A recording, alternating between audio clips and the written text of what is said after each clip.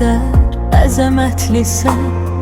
Yaxında da gözəl göründü dağlar, aranın üstünü ürkü alanda. Həmişə mehlidir, sərindi dağlar. Bulutdan yuxarı bir gəz göründü, açılanda baxdım kəpəz göründü.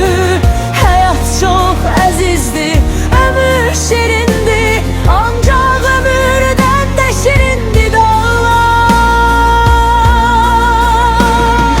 Günlər dövr eləyir zaman içində, ləpələr kükrəyir ümman içində. Bir də görürsən ki bir an içində dumana, çiskinə büründü dağlar.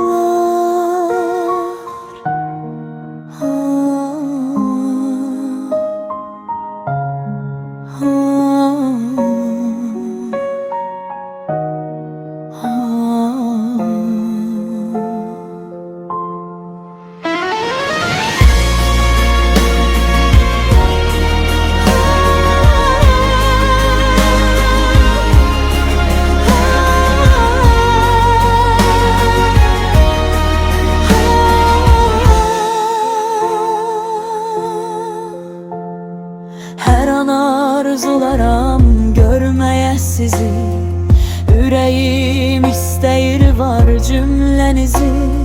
Artıq qocalıbdır, tutmayır dizi, deməyin ki qafar ərindi dağlar. Bulutdan yuxarı bir gəz göründü, açılanda baxdım kəpəz göründü. Həyat çox əzizdir, ömür şirindi, ancaq ömürdən də şirindi dağlar. Günlər dövr eləyir zaman içində, ləpələr kükrəyir ümman içində.